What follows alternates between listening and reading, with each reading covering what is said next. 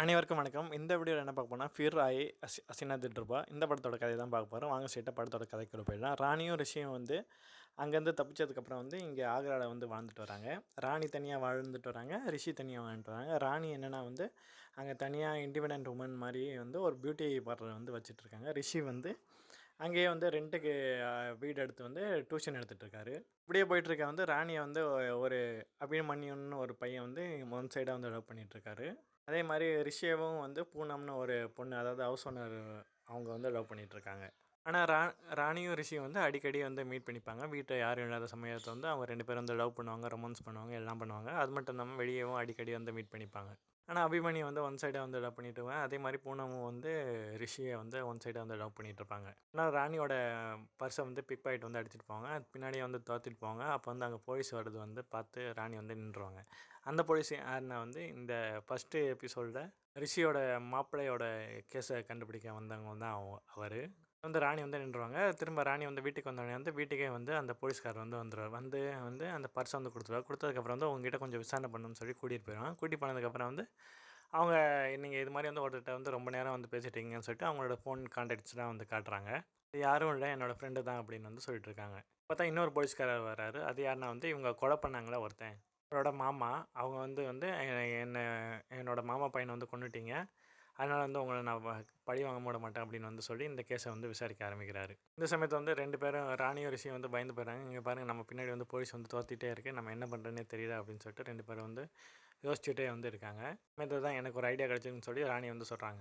என்ன பிளான் பார்த்தா வந்து ராணி வந்து அபிமன்யு கல்யாணம் பண்ணுறதா வந்து பிளான் பண்ணுறேன் அப்படின்னு வந்து சொல்கிறாங்க. அப்படியா, சரி, ஓகே அப்படின்னு சொல்லிட்டு அவங்க முதல்ல வந்து ரிஷி வந்து அந்த பிளானுக்கு வந்து வேணான்னு தான் சொல்லுவாங்க. அப்புறம் வந்து ஓகே வந்து சொல்லிடுவாங்க. இது மாதிரி ராணிக்கும் அபிமன்யுக்கும் வந்து கல்யாணம் நடந்துகிட்ருக்கோம். அப்போ போலீஸ்காரங்க வந்துடுவாங்க. இங்கே வந்து ரிஷி வருவானா அப்படின்னு சொல்லிட்டு கேட்குறாங்க. கண்டிப்பாக வருவான் வந்து சொல்லுவாங்க. ஆனால் வந்து ராணி மட்டும்தான் வந்து ரிஷியை வந்து பார்ப்பாங்க, மற்ற யாருமே வந்து பார்க்க மாட்டாங்க. ராணிக்கு அபிமன்யுக்கு வந்து கல்யாணம் ஆயிரும். கல்யாணம் ஆனதுக்கப்புறம் வந்து அபிமன்யை வந்து கொஞ்சம் ஒதுக்கியே வந்து வச்சுட்ருப்பாங்க ராணி. அப்போது ஒரு நாள் வந்து பூனம்ங்கிறவங்க வந்து ரிஷிக்கிட்ட வந்து க்ளோஸ் ஆக வராங்க. வந்து ராணி வந்து பார்த்துறாங்க. ராணி பார்த்ததுக்கப்புறம் வந்து ராணிக்கும் ரிஷிக்கு நடுவில் வந்து சண்டை வந்துடும். சண்டை வந்ததுக்கப்புறம் வந்து ராணி குடிச்சிட்டே வந்து வீட்டுக்கு வராங்க. குடிச்சிட்டே வந்தோடனே அபிமன்யுட்ட சொல்கிறாங்க, இது மாதிரி வந்து நான் அபிமன்யை வந்து ஏமாற்றிட்டுருக்கேன் அப்படின்னு சொல்லி அபிமன்யுட்ட வந்து சொல்கிறாங்க.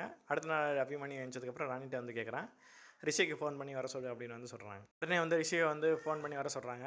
ரிஷி வந்ததுக்கப்புறம் வந்து ரிஷி வந்து எல்லா கதையும் வந்து சொல்கிறான். ஓ அப்படியா அப்படின்னு சொல்லிட்டு ரிஷியோட கதையை, சரி நான் அவங்க 2 பேரையும் வந்து சேர்த்து வைக்கிறேன் அப்படின்னு வந்து அபிமன்யு சொல்கிறான்.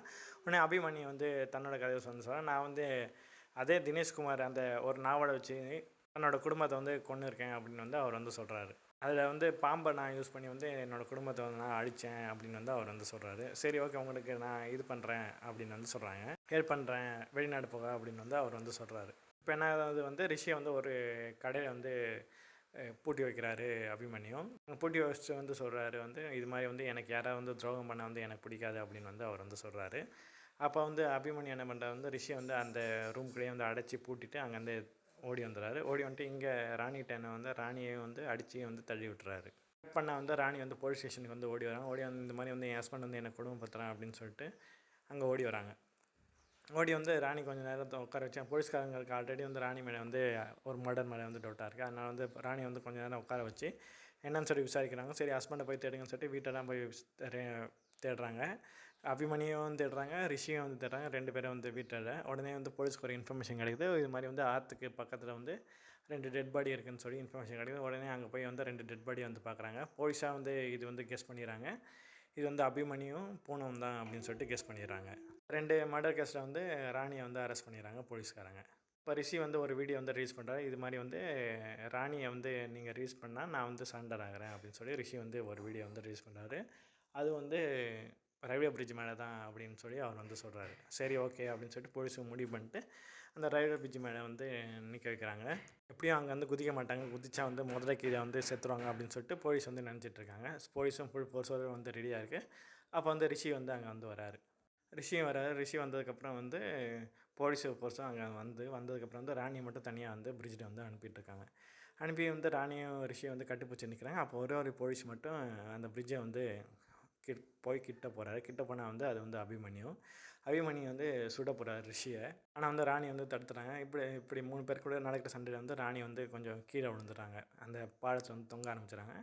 இப்போ மொத்த போலீஸும் வந்து 3 பேரையும் வந்து சுற்றி வளைக்க வருது. 3 பேரும் வந்து தண்ணிக்குள்ளே வந்து விழுந்துடுறாங்க. உணர்ந்ததுக்கப்புறம் வந்து போலீஸ்க்கு வந்து பார்த்தா அந்த ரிஷியோட அந்த சிறை கை மட்டும்தான் கிடைக்குது. ராணியும் அபிமன்யும் வந்து வந்து தப்பிச்சிடுறாங்க. ரிஷி வந்து முதல்ல தின்னு இருக்குன்னு சொல்லி ராணி வந்து அழுறாங்க. ராணியும் அபிமன்யும் வந்து 6 மாதம் கழிச்சு வந்து காட்டுறாங்க. அவங்க ஒரு மலை கிராமத்தில் வந்து வாழ்ந்துட்டு வராங்க. மலை உச்சியில். அங்கே வந்து ராணி வந்து டியூஷன் எடுத்துகிட்ருக்காங்க. ராணிக்கு வந்து ஒரு மெசேஜ் வந்து கிடைக்குது. அதை பார்த்துட்டு வந்து அவங்க வந்து ஷாக் ஆகுறாங்க. அதுக்கு அடுத்த நாள் வந்து அபிமன்யோட லஞ்சில் வந்து ராணி வந்து ஏதோ ஒரு மெசேஜ் எழுதி வந்து அனுப்புகிறாங்க. அபிமன்யும் அதை பார்த்துட்டு வந்து அங்கே போகிறாரு. அங்கே பார்த்தா வந்து மலை உச்சியில் வந்து ராணி வந்து ஒரு இடத்துல வந்து நின்றுட்டுருக்காங்க. அபிமன்யும் வந்து நின்றுட்டுருக்காங்க.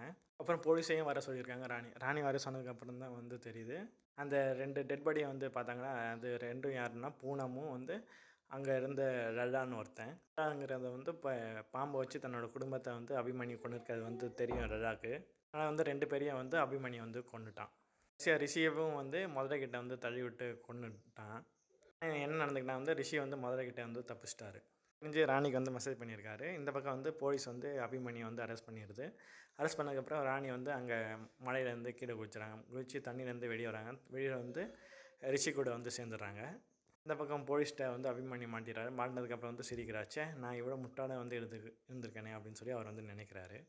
ராணியும் ரிஷியும் வந்து திரும்ப இங்கேருந்து தப்பிச்சு வந்து கன்னடாவுக்கு வந்து தப்பிச்சு போயிடுறாங்க. இதோட இந்த படத்தோட கதை வந்து முடியுது. நன்றி.